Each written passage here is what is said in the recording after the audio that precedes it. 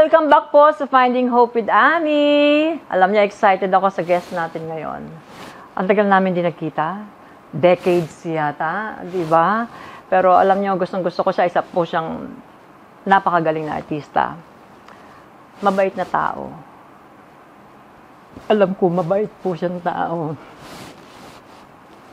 Siguro, noong mga panahon dati, may good boy with bad habits, pero ang pinakagusto ko sa kanya talaga yung nakita ko yung pagmamahal ng Diyos. Buhay na buhay ang Diyos sa buhay niya. Kaya Lord, thank you. Dahil pinayagan mo siya makasama ko ngayon. Mga kapatid, welcome po natin.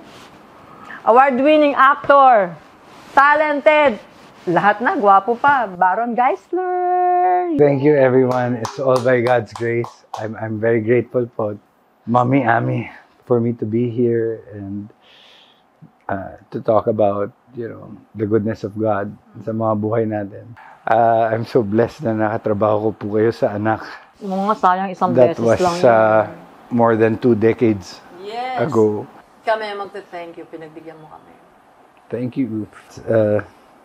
It's such a humbling experience ba to see you in person kasi I've been wanting naman talaga to connect with you for a very long time, but of course there are times na yun nga yung fan mode ko, parang ang taas ng tingin ko sa inyo na parang hindi ko maabot, pero kayo po yung nag-reach out sa akin and that really meant so much to me.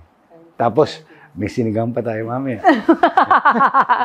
Tinanong ko siya anong gusto niyang kainin. Sabi niya, di na po ako mahiya. Or, sinigang, ay, hindi na po ako nahiya, no? Sabi ko, wow, natuwa naman kami. Ang simple naman, sinigang lang, di ba? Basta. Tapos anong klaseng sinigang? Baboy po. Yeah. Anak, balikan natin. Nung panahon ng anak, yung panahon ng anak, ilang taong ka nun? I was probably po 17 years old. 17. Basta alam ko, teenager ka pa. 16 or 17. 42 na ako ngayon. Alam ko, anak, nag-share tayo ng gospel. Diba? Meron pa akong tulad yan yung 4 spiritual laws. Nag-pray tayong dalawa. Tinanggap mo si Lord Jesus nung panahon na yon. Remember? Inabot niyo sa akin. Tapos binigay ko sa'yo, oh, thank you, tita. Tapos lagi kong babasahin to, sabi mo, pag-pray ko pa, tapos may prayer. Ulit yung prayer sa huli. Kumusta after that? Ano-ano mga nangyari? Maka-mundo po akong tao noon. Hindi ko tinanggap. Marami akong... Maski na nagdasal tayo noon, hindi... Yung nung nag-pray tayo, hindi bukal. Hindi, kasi hindi ko po O bukal naintindihan. naman, o hindi mo pa naintindihan. Hindi ko po naintindihan yung grace. Hindi ko po naintindihan yung goodness. Kasi noon, ang Diyos ko ay yung tatay at nanay ko. Oh. Sila yung tinitingnan ko at saka yung ibang mga tao. So, people pleaser ako. And tumagal yan for most of my years. Okay. Until na kulong ako. Na-rehab ako. Bakit ka nakulong? Tinutukan ko lang ng knife yung police. Oh, okay. At saka alarms and scandal. So, twice ako nakulong Okay. sa Quezon City Jail. Sa may EDSA. 1 month. Parang di ko alam yun, di ko narinig. Tapos po, dahil dun sa pagtuto ko dun sa police, tsaka sa pamilya ko, nag-close to 1 month din ako sa Pampanga, Angeles Jail. And it was a very, very bad experience for me. So, nung nagpunta po ako dun sa jail, nandun po yung may booklet. Okay. Hindi ko alam kung sino naglagay doon. Oo. Parang, alam mo ba kung saan ka pupunta? Oo. Pagka namatay ka? Oo. Tapos, Ecclesiastes yung verse. So, binasa ko siya. And then, biglang, yun na.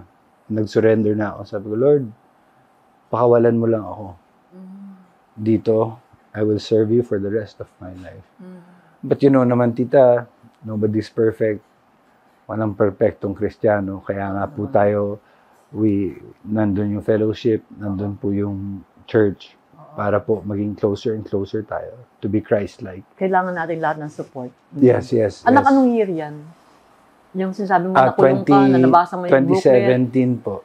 2017, okay. Opo. And then 2018 na po ako na rehab sa Cebu. Oo. Anong changes? Nakalabas ka? Hindi po, naintindihan ko po yung love of the Father. Abba Father. Nagkaroon ako ng spiritual father doon na nag-guide sa akin. Habang nasa loob ka niyan?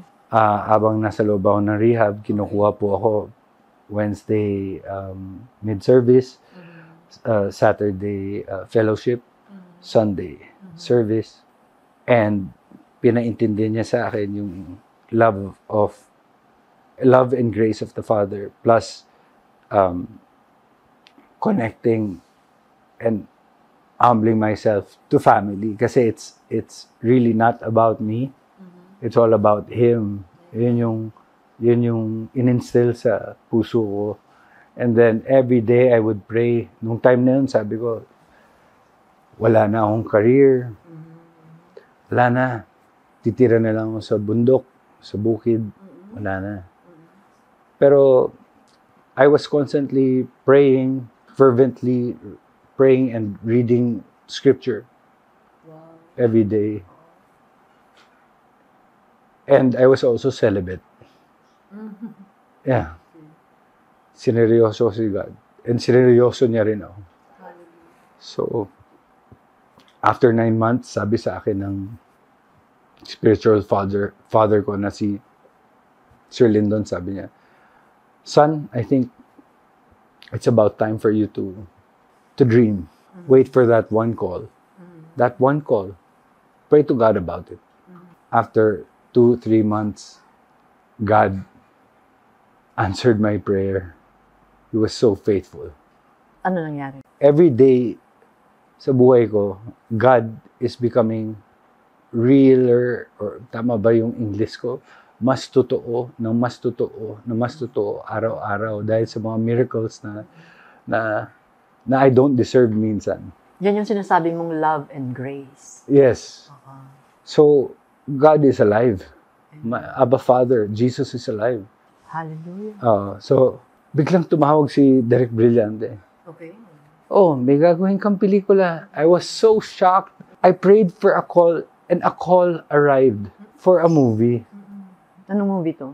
Moro, kasama ko po si... ito yung papalabas pa lang. Opo, tapos kasama ko po si Derek Loris. Oo, si Piolo. Si Mr. Piolo Pascual, and many more. Magagaling yung mga kasama mo doon. Mahusay lahat. Sobrang na-bless ako. So, nung sinabi sa akin, ikaw yung kapatid ni Piolo, mamamatay ka kaagad. So, pinag-aralan ko po, Magindanaon po yun, salita. Ang hirap nun, ha? Oo, inasabsaban na limig, kalati, kakadyasan, parang gano'n. Biglang tumawag siya after 1 month. "Baron, sobrang busy ni Piolo. Sabi niya, yung leading role, ibigay na lang sa'yo." Hindi ka na mamamatay ngayon. Ikaw na yung full length. Sabi ko, "Po, na-memorize ko na po yung yung linya ko." Hindi. I-memorize mo. Pa yung bida, pang full length. Isipin niyo po na galing ako sa trapuhan, sa hell, sa lahat. Tapos biglang grace upon grace. Inakyat kang gano'n. Inakyat po ako, ginamit ni God, sinoften yung hearts ng mga tao sa industry. Totoo ka dyan, hinihipo niya yung puso ng mga taong gusto niyang tumulong sa'yo, no? And now, I have a really good relationship with Tatay Brillante. I have good relationships with people in the industry. Kasi God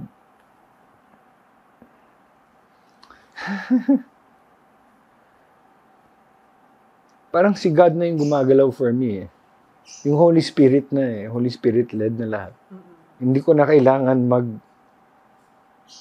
kailangan umarte o mag-people please, gaya ng sinabi ko. bigla nilang dumarating yung Mga blessings niya. hindi lang blessings mo eh. It's more than that. True riches. Ang tawag ko minsan din. Yeah. It's praising Him, kneeling down in the morning. There are times na sinasabi ng mga tao na parang, oh, ang galing mo, artista, ganito, ganyan. Kung alam lang nila na bawat umaga, lumuluhod ako. Sabi ko, Lord, hindi ko po alam kung paano ko gagawin to. Pero, kayo na pong bahala. Tapos nagugulat ako pagdating sa set. Parang, paano ko nagawa yun? Lord, ang galing mo. Tapos minsan, pag sobrang close ka na kay God, may relationship ka na talaga, nakakaiba na hindi katulad ng iba. Or na mamanipulate ng church.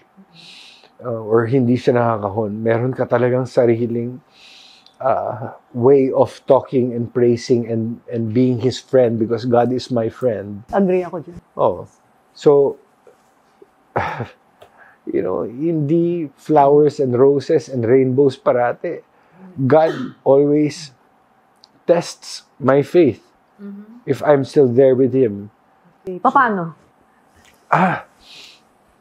Ang ganda po ng mga taon na nakaraan. Alam niyo po, nung nagpunta po ako ng Cebu, 20 pesos lang ang dala kong pera. After 5 years sa pagdadasal ko, nakabili po ako ng bahay sa Cebu para sa asawa at anak ko.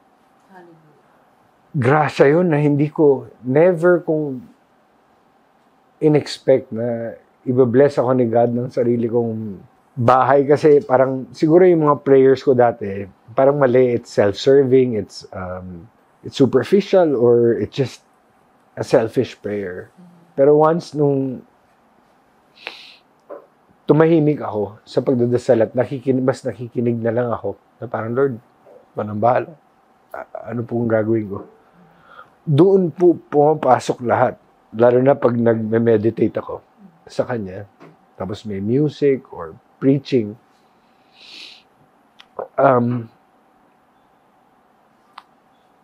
Ni-restore niya po lahat eh.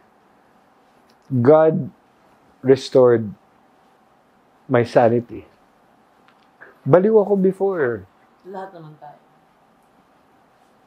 Lumaki ako sa industriya, 12 years old. Wala akong alam na parang puro kalokohan lang, pambababae, droga, alak. For the longest time. Ang kagandahan, so 20 plus years akong alcoholic addict. Kung kailan ako 36 years old, 36, 37, at nakilala, binigay sa akin ni God yung God's best ko, yung wife ko, si Jamie. Jamie Evangelista, I love you, babe. Kala ko nga kasama mo ngayon, sayang, excited ako to meet her. So anyway, paano binigay ni Lord sa'yo? I prayed. Nag-pray ka na bigyan ka ng kapartner? And yun yung God's best. Kasi, syempre, nung time na yun, kamamatay lang ng nanay ko. So I needed someone. At binigay ni God yung mga needs ko. So may maternal instinct si Jamie. Focused. And slowly, naging focused ako. At saka, matapang yun. Minsan kailangan natin ng matapang na kasama no? Opo. So, yung bilang asawa ngayon, ang trabaho na binigay sa akin ni God is to serve my family, my wife. Hindi ako yung sineserve. Pero it goes both ways naman eh. Oo. Sa totoong buhay naman. So, reciprocal po yan eh. So, maganda naman. Pero, nothing is perfect. Every day, may mga struggles, merong may tests eh. 2 months ago, a month ago, talagang walang-wala kami. Kasi hindi natuloy yung isang project ko. So, dumating sa point na wala akong pang gatas sa anak ko, tsaka pang diaper. Sabi ko, Lord, please send me a miracle. Ang akala ng lahat, pag artista ka, Daming pera. daming pera. Or, Hindi na totoo, uubusan. may mga pagkakataon na, di ba, nakabili ng bahay, pero dumating na talagang na-short kami. Dahil hindi natuloy yung isang film. And then, araw-araw, miracle, help. Yun lang sinasabi ko, God, please help me. Wala na akong ibang masabi. I surrender, Lord. I surrender, help me. Alam naman ni Lord na Saan ako nasa- nagkamali, Lord? Puso't utak mo no? Please forgive me. Humingi ako ng patawad araw-araw. Kung ano man yun, please forgive me. Why, I will iniisip mo, learn. pinaparusahan ka niya? Kaya wala? Hindi naman tayo paparusahan. Sa mga actions, we have free will naman eh. So, may mga pagkakataon na God will reveal to me kung ano yung mga mistakes ko from the past. Okay. Even if I'm already with Him, He's teaching me a lesson na parang, oh, wait patiently. May mga darating eh. I wanna test your faith. Yun ang nire-reveal niya sa Oo. akin. So I was living by faith for 2 months na biglang kung pwede mo sabihin, si Senator Bong. Okay. Kasi buti maayos na yung paa niya, di ba? Nagka-surgery siya. May pelikula dapat kami. Hindi natuloy nung May. So, nawalan ako ng project. Oo, dahil hindi natuloy yun. Yung dapat ang gagawin mo. So, talagang yung mga loans ko, lahat, nilakasan ko. Nag-pile up. Nag-pile up na. Tapos pagkain, ganyan. Iba na. Kailangan, may anak, may pagkain, ganyan. Biglang, nilakasan ko loob ko. Sabi ko, send Bong, boss. Nawalan po ako ng work nung May kasi inano ko po yung schedule ko for that. Baka po pwede nyo matulungan for basic needs. Wala pang 1 minuto. Wow. Tinawagan ako ni Senator Bong Revilla. Oh, Baron, ano yun? No problem. Sabi niya sa akin. Artista din kasi siya eh. He knows, alam niya yung... Hindi lahat ng oras. Okay. Oo. Oh, sige. Sinong manager mo yun? Sabi ko, Arnold Vergafria po. Tama-tama, pupunta siya dito. Iabot ko na lang sa kanya, ha? Grabe naman mag-orchestrate si Lord. Pupunta pa yung manager mo doon. Lang ganun kadali. Yun nga. Doon ako talagang yung miracle. Sabi ko, Lord, please send me a miracle, di ba? Oo. Lord, send me a miracle. So, doon ko nakikita na God is real. Oo. And He's Buhay faithful. na buhay siya sa buhay mo. So daan kami sa paghihirap. Oo. Sabay, last week, bumalik kami sa fellowship at saka bumalik kami sa fellowship and praise and worship. Sabi ko kay Jamie, nung umaga, 7 a.m. to. Sabi ko, Jamie, this is God's day. Let's praise Him today. We will go to our fellowship and we'll do the midweek service. Okay. Biglang, after 3 hours, tumawag yung management ko. Baron, may gagawin kang big commercial billboard ad campaign for Asia Brewery. Ito yung amount. Talagang nanlaki mata mo, anak. Hindi, parang kulang na lang bumagsak ako kasi mababayaran ko yung loan, Oo. taxes, maayos ko, which para lumuwag talaga. So God is teaching me a lesson na to be responsible. Also. To be responsible with handling the blessings, Okay. handling finances, relationship with my children, bonding moments. Kaya 2 months niya ako pinagsay sa Cebu. And every day, Talitha Kumi, my daughter, Talitha, she was always there. Pinapahiga niya yung nanay niya, papahigain niya ako. Tapos nandun siya sa gitna. Siya yung glue ng pamilya namin. And we would embrace her. That's every day. Precious. And every day, tinatawagan ko siya, umaga, gabi, hapon. Ano kasi, may special needs yung si Talitha. She's under the spectrum of autism. Pero meron na siyang mga words na by God's grace, may mga words na siya na ilalabas. Like, I see you, or good night, bye-bye, no, yes. And yun, talagang may iham siya. She will be humming a music, like a tune, a tune. And then, later on, hanapin ko siya. And then, kakantahan ko siya. Pag kinakantahan ko siya, as in, nililigawan ko yung anak kong 4 years old. Yung mata niya talaga nakaganon sa akin. After that, yakap siya. Grabe yung minuto, yung yakap niya sa akin. Parang, andun yung oxytocin, andun yung lahat ng love. And I feel na parang, wow. Lord, iba tong love na to. This is unconditional that I've never experienced ever in my life. Having a child. Kasi, dati, sobrang selfish kong tao eh. Naisip mo ba na ganun din yung love ni Lord sa'yo? Oo naman. Anak ako ni God eh. Naramdaman mo yung kung paano maging ama kay Talitha, yung unconditional love.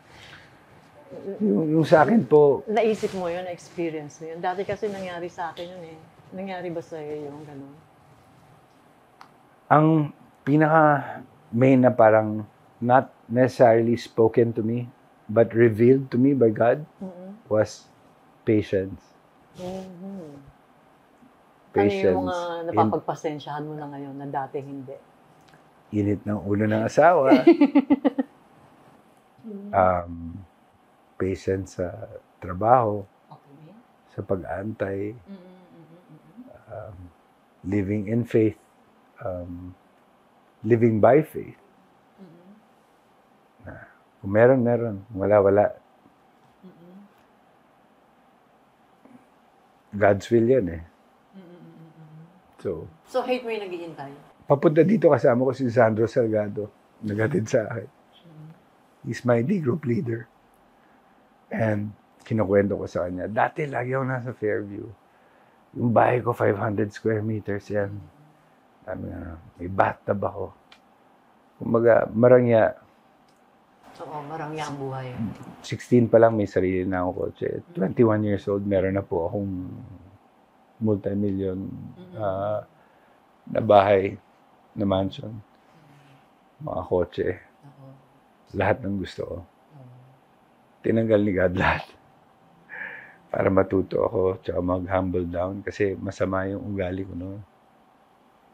Masama ang pakikitungo ko sa sarili ko. Sa ibang tao. At wala akong Diyos. Dahil tingin ko sa sarili ko noon. Magulang ko ang Diyos.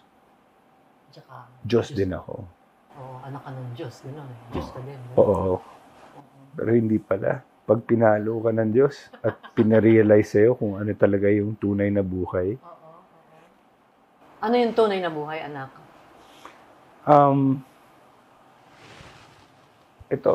This is just blessings here. Okay. Pero we all know naman that being a Christian in the afterlife, being saved and living with Jesus, being with Him and praising Him forever in the afterlife. That's the best. Yun yung pinaka. Yun talaga ang destiny. Yun ang totoong buhay. Yun ang patutunguhan talaga natin. Lahat. not of this world. I'm really doing my best not to be worldly, even if I'm in this worldly situation. Oo. I'm an actor, hindi ko naman pinili to. Tama yung sinabi niyo kanina po, Miss Ami, na mga artista tayo, ganito, ganyan. We're destined to be here, but our destination isn't really here. Yes. Yeah, it's tangible, it's nakikita natin. But because of the love of God and fellowship, church, scripture, Holy Scripture, we understand what really matters. Nagkaroon ka na ng pangunawa. And what matters most is it's an unexplainable feeling until you're touched by the Holy Spirit and God. There are times na parang akala ng mga tao na pag Kristiyano ka, parang, oh, okay na buhay mo. Prosperity. Ganito, ganito. No. The more na lumalapit ka kay God, mas maraming tests and trials. And dun ako lumalaban. You know, dun ko ipapakita yung tapang ko. To fight. To love. To fight the bad. To love God more. To trust Him more. Siyempre kasama mo kasi siya. Mahirap pag tayo lang, ano? It's not about me. It's about Him. Amen. So, you know, everything that we have right now, or I have, I'll speak for myself na lang. What I have is all because of faith. May maganda na mustard seed lang ibibigay na sa'yo ni God, di ba? Pero habang nakikita siguro ni God na talagang lumuluhod talaga ako, mas iba yung binibigay na wisdom. Kasi gusto mo talaga. Hinihingi mo talaga. Hindi lang gusto Automatic po siya Dahil nandun na siya sa'yo, yung ba ibig sabihin? Paano automatic? Kasi totoo po siya Hindi ito katang-isip. Hindi katang-isip si God. Kasi araw-araw nakikita ko siya. Araw-araw kausap ko siya.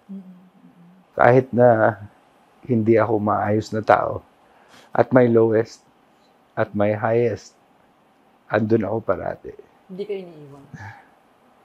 Hindi po. Dapat ako po yung kumapit sa kanya kasi tama po kayo, hindi ako iniwan. Never. Lagi niya akong dinadala. Kahit bumibitiw ka, Never yung naman. batang gumaganon, kumakawala, gusto tumakbo. Nobody can get away from God's presence. No one. Because God's always there. Kung anong iutos niya, sundin natin. Yakapin na lang. Oo, yakapin na lang. Oo. Kahit mahirap. Tutulungan ka naman yun. Kasi po, 20 pesos. Oo mo. Tapos nagkaroon ng bahay. Tapos, Lord, ibang klase ka pamilya. talaga. May Kasi pamilya pwede. pang kasama. Diba? At kasal talaga. Tapos, nirestore ni God yung relationship ko with my brother and sisters. Nirestore ni God yung career ko. What else can I ask for? I'm not worthy. Kung nakikita ko po yung mga mensahe ng mga tao na, Baron, ang galing mo, ganito, magaling ka artista, ganyan, Netflix, ganyan. Kung alam lang nila na sa araw-araw na magtatrabaho ko, nakaluhod ako. Pagagising ko, luluhod ako. Kasi hindi ko alam talaga kung paano ko gagawin yung araw ko, kung paano ko i-survive kasi I'm dealing with bipolarism, you know, I'm dealing with anxiety, I'm dealing with alcoholism. So, ang dami. Ang dami mong dala-dala. Yeah. Tapos magkatrabaho ka pa, ang dami mo may memorya. Yun may naman, emotion pa. mahal, yun naman po, binalik ni God yung love ko sa work, yung love ko sa mga katrabaho ko. So, ganun din sila sa akin. yung mga co-actors ko, nandun yung respeto at tiwala sa mga director ko. Wala akong reklamo. Talagang, minsan talaga na napapa, kung alam nyo lang. So, binabalik ko lahat ng glory, praises, kay God. Pointing it all back to the cross, what He did for us. Because I am not worthy, to be honest. Kaya nga grace, no? Grace. Walang worthy, di ba? Pero ni-restore niya lahat sa'yo. Because He loves us so much. Amen. Meron ka pang gustong sabihin sa mga audience natin? O anong mensahe gusto mo? Or sa parating sa kanila? Meron ka gustong parating, anak? Lalo na doon sa mga may mga pinagdaanan, na tulad ng pinagdaanan. Lahat tayo may pinagdadaanan, mayaman, mapamahirap. Kung saan man trabaho nyo, tiwala lang talaga kay God. Huwag maging kampante kasi ang buhay, gaya na sinabi ni Kuya Kim ba, weather lamang. Minsan nasa taas tayo, minsan nasa baba. Pero si God, hindi mawawala. Andun siya. You know. I just love Jesus so much. Yun lang. Kahit na hindi ako perfecto na tao, at least, meron akong perfectong taong o Panginoon na tinitingnan. Doon ako humuhugot ng lakas. Yun ang tunay na lakas. Yun yung tunay na direksyon, buhay, lahat. Kung wala si God, siguro, baka nagpakamatay na ako. Pero hindi niya inalaw kasi baka, aside from being an actor, baka may mission pa ako. Marami. Hindi lang ako artista. Meron pa ako dyan na pwede kong i-pay forward sa lahat ng mga ginawa niyang kabutihan sa akin at sa aking pamilya. So, naging masyadong dramatic tong ano natin, no? Di bali, may sinigang tayo mamaya. Kakain tayo ng sinigang. Oo. Pero anak, ito na lang. Imbitahin natin sila, tanggapin si Lord Jesus. Ako mag-lead and then you pray after. Sa inyo pong mga nanonood, allow me, anak ha. Tulad ng sinabi ni Baron, wala pong worthy sa ating lahat. Lahat tayo talaga po. Hindi karapat-dapat sa pagmamahal ng Diyos, sa kaligtasan ng Diyos. Pero gano'n na lang ang pagmamahal ng Panginoon sa atin na pinadala niya ang kanyang bugtong na anak na si Jesucristo. Tulad ng sinabi niya, dumating ako para magkaroon kayo ng buhay na ganap at kasiyasiya. Gusto ni Lord. Totoo yung sinabi ni Baron na hindi ko naman to lahat ng pinanganak tayo ngayon, pero everybody's destined to die. Pero yes, pagkatapos noon saan tayo pupunta? Lahat tayo napiprepare. Magandang bahay, magandang edukasyon, lahat gusto natin.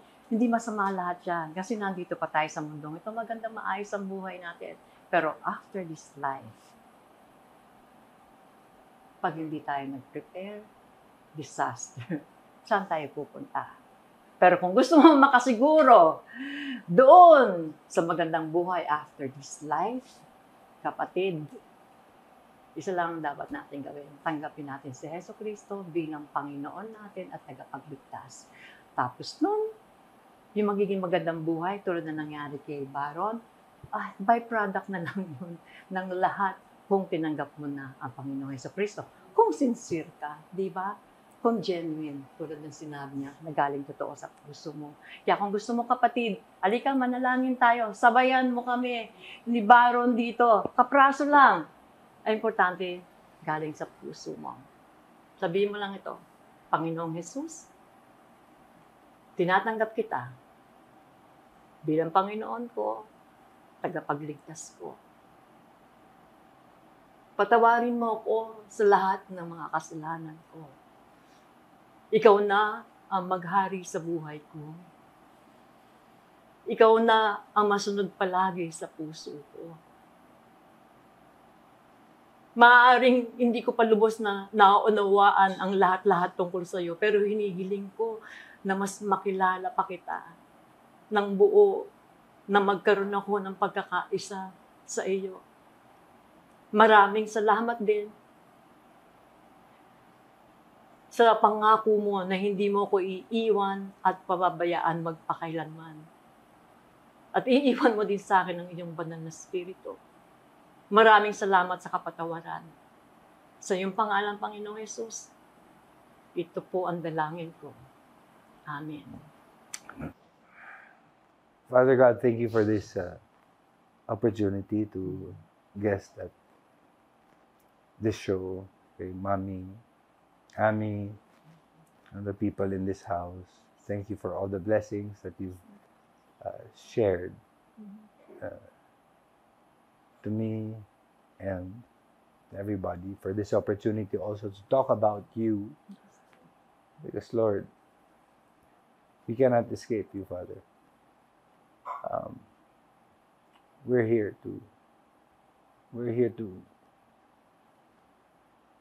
praise and worship you. And I pray for others to believe in you, to know you, to know your love.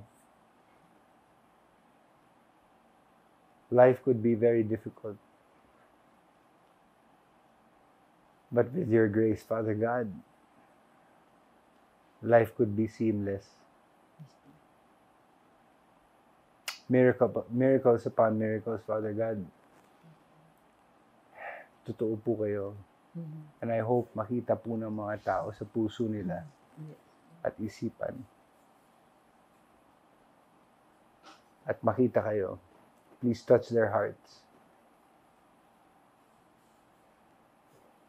Allow them to open their hearts. Father God, I pray that